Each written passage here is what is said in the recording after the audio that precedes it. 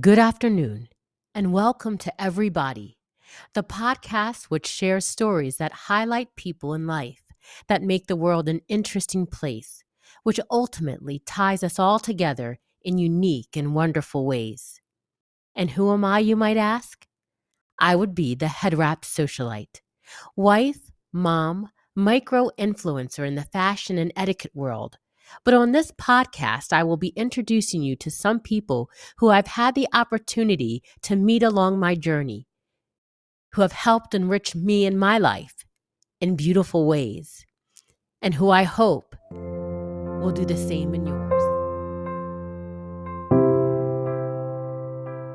I really believe you say yes to every invite. You have no idea who God is intending you to meet. So that is why I say yes. You don't want to put limits on what the possibilities are. Yeah, for sure. Are you going to fail?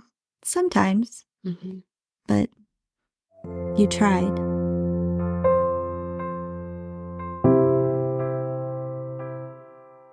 Good afternoon, and welcome to today's episode.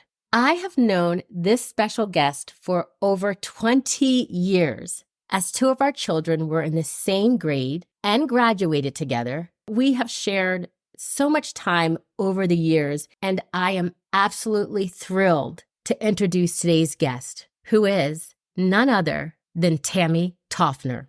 With a life that embodies the very essence of dedication and passion, she is a shining example of what I feel it means to be a Renaissance woman. As a devoted wife and mother, she brings warmth and love into our family's life. But that's just the beginning. She is also a quality specialist at St. Mary's Hospital, where she holds the highest standards of excellence when it comes to healthcare. What sets my friend apart is that she has a boundless spirit of giving back. Whether it's through her volunteer work, her artful baking creations, or her crafty endeavors, she is also an avid runner and a lover of books, who I believe will leave you all really inspired. So with a glad heart, I welcome my friend, Tammy Tauferner, to today's episode. Can you tell the listeners a little bit about who you are? Thank you, Trina, for your kind introduction. It's overwhelming. I am a person who likes to try new things, be involved. The biggest fear is the fear of the unknown. I have 3 kids, so between the ages of 18 and 25, I have enjoyed being involved in as much activities that they're involved in and seeing things through. I do love to bake. That is a passion. The sound of the mixer is very calming for me. So that is what I like to do after work or on my days off, is to bake something. We're going to get into your baking a little bit later in the interview. But first, Tammy, I would like to ask you, what exactly is a quality specialist, and what are some of the things that you do on a daily basis? For a quality specialist, we pretty much dot the I's and cross the T's, do a lot of regulatory work, safety inspections, CAP inspections as well. We do look at events that occur in the hospital, quality control, ensuring that all the instruments are functional. Can you share some insights into how you balance your role as a wife, mother, and a quality specialist?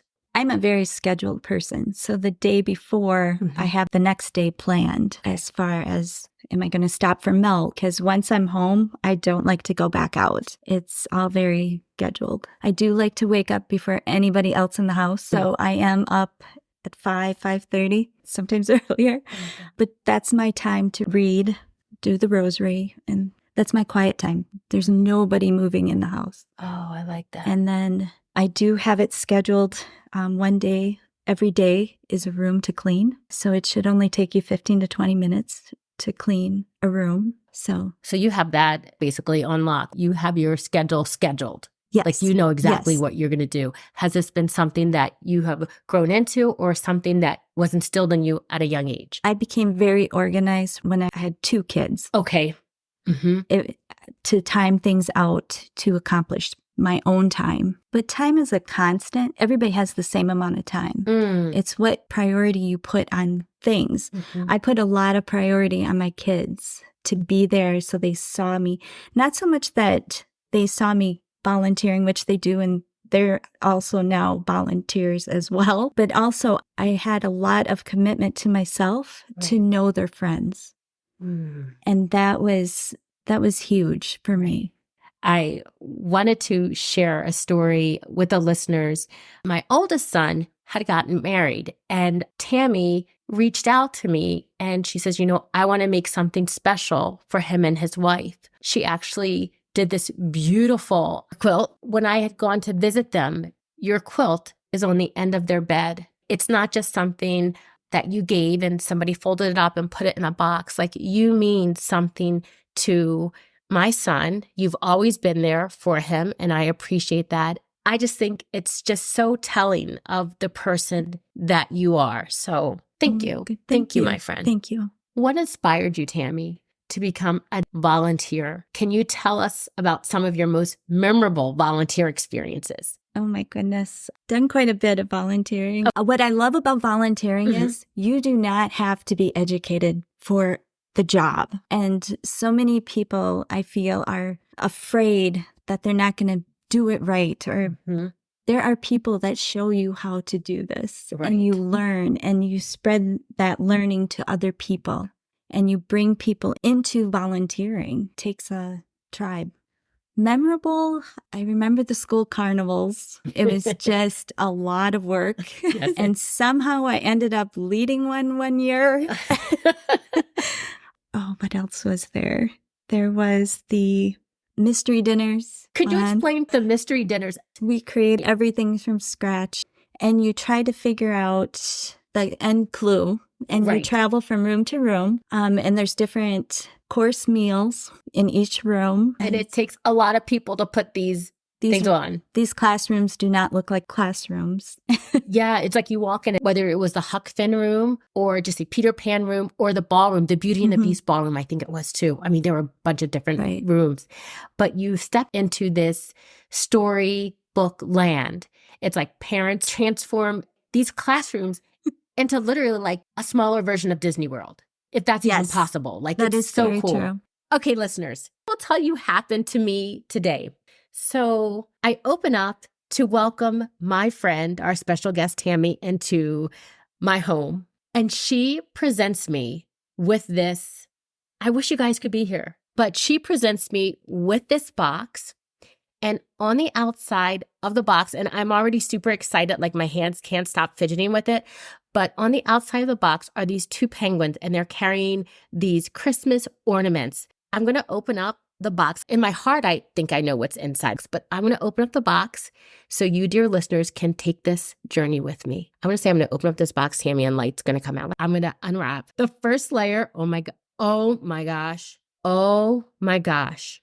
Tammy is amazing. So inside this box are her delectable holiday Christmas cookie treats that I have been jonesing over for, I can't even tell you how many years, because I'm going to tell you this quick story, because I always have a story. Mrs. Tauferner gave my son a plate of holiday delectable treats to bring home to share. Well, said family never ever saw these treats. I happened to run into Mrs. Tauferner at the store, and Mrs. Tauferner says, "So how did you enjoy the cookies?" And I said, "What cookies, darling? My oldest ate the cookies for himself. I just want you all to know that I get my cookies and I am going to hide them." I'm just joking, because I won't be selfish like that. But I'm going to take a bite while I'm giving this interview. But Tammy, can you tell us what exactly each cookie is and what they represent to you? So when I put together a cookie tray, I look at the different shapes of a cookie is very important to me. When I do pick out the cookies that I'm going to bake, I bake from December 1st to December 24th, a cookie a day. I have tried in the past to do the whole cookie exchange thing where you make 12 dozen of one cookie and then you invite your friends over and you switch. By the time you get to that last cookie, you hate them. I mean, you're just tired of that cookie. I have tried this is my baking weekend. The kitchen is a mess, just not relaxing at all. So what baking does for me, doing a cookie a day, is you make your cookie, you do your dishes, you get your ingredients out for the next day, and you can keep going throughout the month. Right.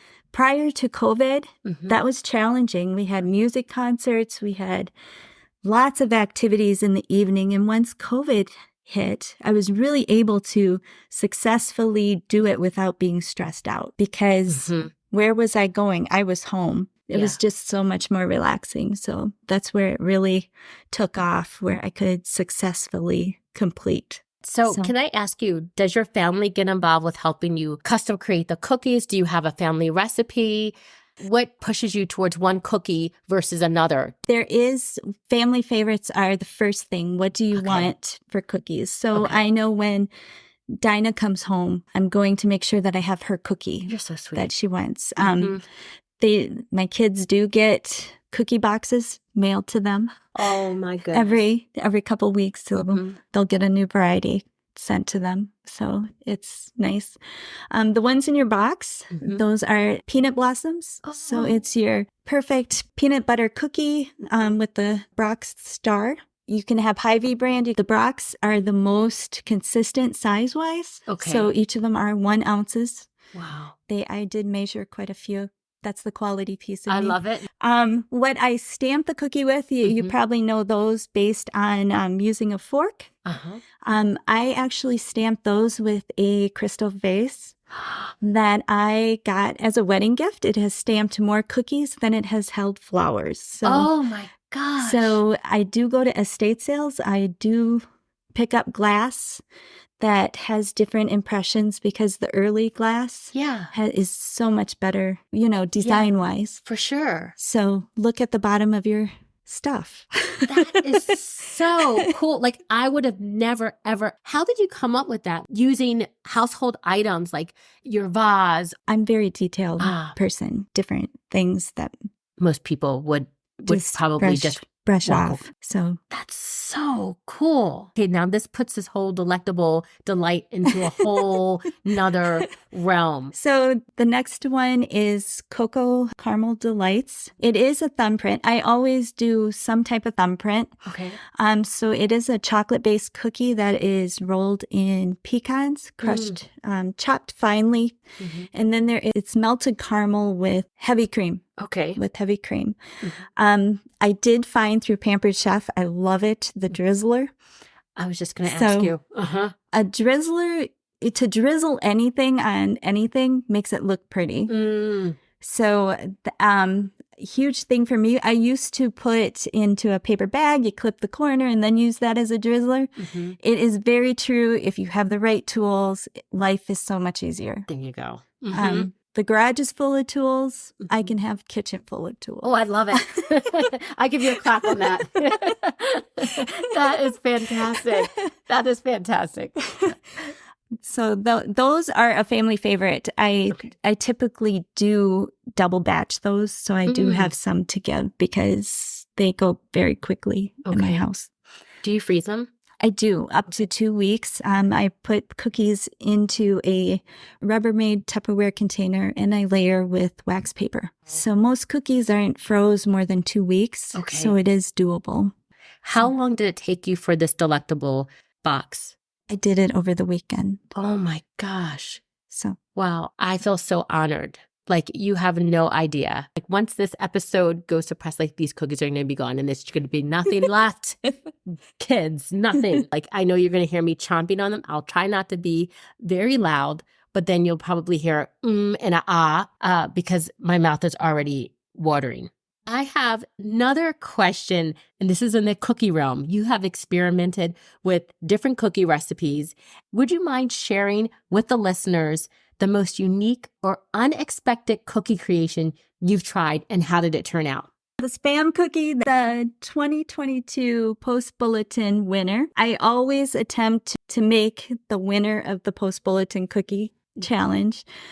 The Spam was a bit much for me. It was with maple, and it's just wrong. The cookie I'm going to try this year it has mashed potato in it. Oh. So I'm really interested to see that. Right. It's a recipe from the Depression era. It's going to be interesting to try. I am not trying the Spam again, though. One and done. One and done. You, Tammy. Are there any cookie baking traditions or stories from your family that you'd like to share during this festive month of December? My mother baked beautiful trays of cookies, and there was so many. Her point, and we talked about this, was there should be something for everybody. So everybody has their own favorites. Everybody should have their thing to choose. And so that was so special. We'll switch gears, and I'm going to start delving into my cookie box here. But your passion for crafting has always been really impressive. How has this creative outlet impacted your life? And do you have a favorite craft project? I grew up in a house where you can make anything. And so that's the belief. So if I see something, I try to make it. I love making. So crafting just allows you to be creative, and nobody has what you have. That is true. Have any of your kids carried on like the crafting gene? Do they have it? Dinah does. Dinah does. Rachel does too. So talented. Dinah crochets and knits. So she makes tops and she gives them to friends. Dinah, remember, I'm your aunt. I would like a crocheted top to match a pair of crochet jeans that I have. So if you would be so kind, I would love it. Just saying. Carry on, Tammy. That was our commercial break. Adding Dinah into the mix. And Rachel, whatever you'd like to gift Aunt Trina, I will take whatever. And Will, you too. We didn't forget you. Yes, we didn't forget. We didn't forget. Yeah, we have to add Will in there. You enjoy running. What motivates you to lace up those sneakers? And how do you stay committed to your running routine? For me, it's the people I run with. Those are the people that are you coming this morning? Are you coming for breakfast? So it's very inspiring. You see what they accomplish, and they're so proud of what you accomplish as well. Right. So everybody needs that support group. And I really just started running about 7-8 years ago.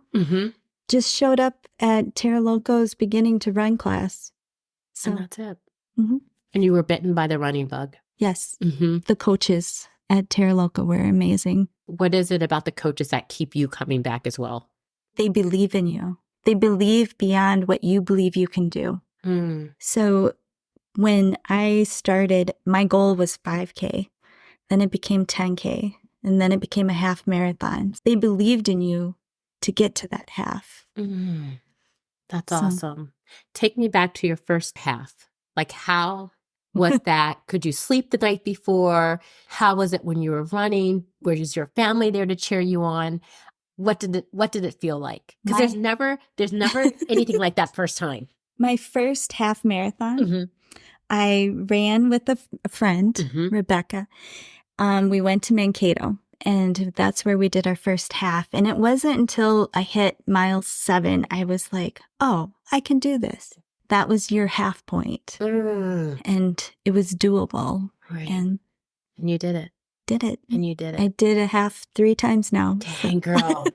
Good for you, Tam. Good for you. Do you have any races coming up? I do not. Okay. Right now, I'm on limitations. Okay. So Achilles tendonitis. So healing, I'll probably start back running in the spring. Nice. Just to get some rest. Yeah, for sure. Do you ever feel like you want to do a full? I would after I retire. I think training takes so much time. Can you describe a challenging moment in your journey and how you overcame it, showcasing your resilience and your determination? Well, that's a big question. I did do the ultimate hike. That's up by Lutzen. Okay. So it's 25.5 miles of hiking.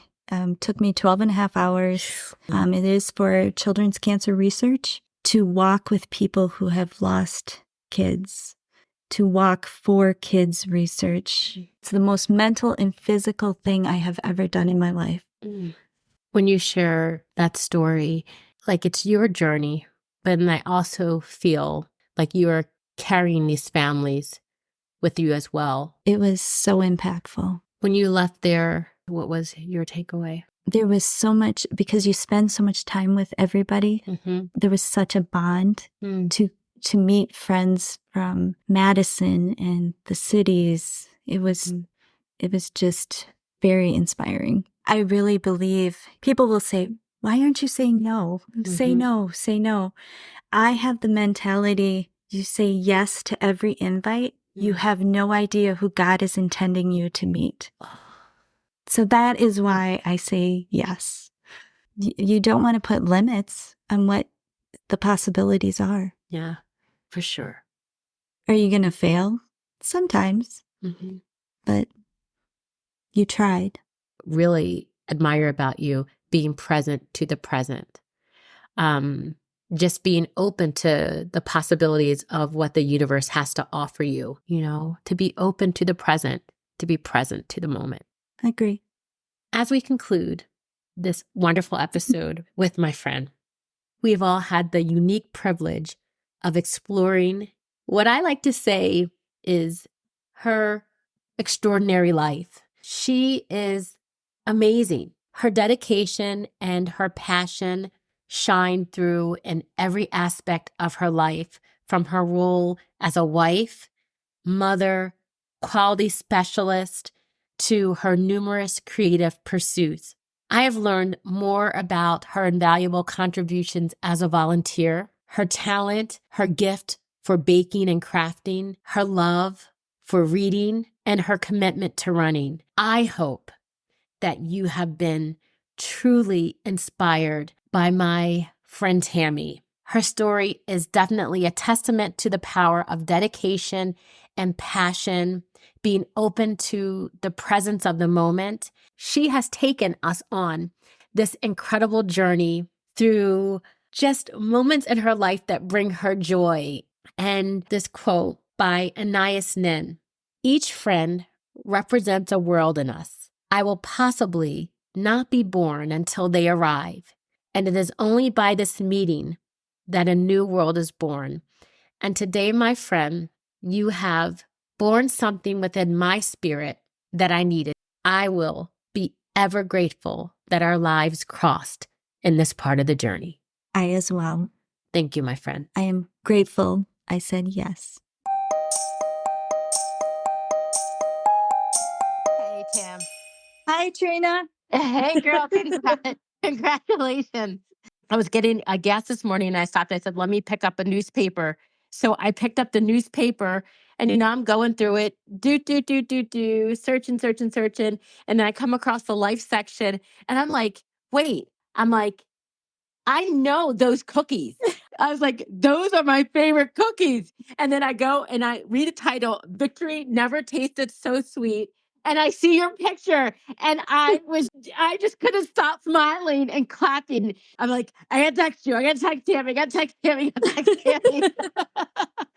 Congratulations, my friend. Thank you so much. Absolutely. That was fun. So, Tammy, I just have a quick question for you. Back in December of 2021, you were featured in the Post Bulletin for baking a cookie a day. Today, you are back in the Post Bulletin as the Cookie Genius, the 2023 Post Bulletin Holiday Treats winner. Again, congratulations, my friend. Well deserved. Thank you. It's so Tammy, unreal. when did you find out that you were the 2023 Post Bulletin Holiday Treats winner? I had to drop off my cookie at 9:30 on Wednesday. Okay. And they called me about 1 p.m. that day. And to keep it a secret, Can you share what your winning cookie was? it was actually in the box that I had given you that day. The Cocoa Caramel Delights, the chocolate cookie rolled in pecans, and then it has a caramel center. It's more like a thumbprint drizzled with chocolate. So I love to drizzle on cookies because it just adds something to a basic cookie. I mean, it really is a work of art. I play. You're like, I dabble. I dabble, says the cookie genius. Question. Sure. And what do you believe sets your holiday treats apart? They were judged on taste, texture, and presentation. I like to just play, make things pretty, and I do like certain ingredients. I'm very picky with my ingredients. How does one outside of the post bulletin, how do we get the recipe for the Choco Caramel Delights? When I bake a cookie a day, I Mhm. post it and people will ask me for the recipe. I freely give recipes. There's no family secret recipe. Okay, so you don't gatekeep the recipes. No, my goal is to Mhm. inspire others to bake Oh, I and to love it. create. I'm Why hold something to yourself? So even if so you bake one of the cookies that I made that year, it's something. thank you, my friend. Again, victory never tasted so sweet. And I am just excited for you. And I'm just so happy that I was able to get a chance to try the Choco Caramel Delight and witness the cookie genius at work. Oh my goodness. And anything else you would like to leave with the listeners? Start baking and start creating. Thank you. Thank you.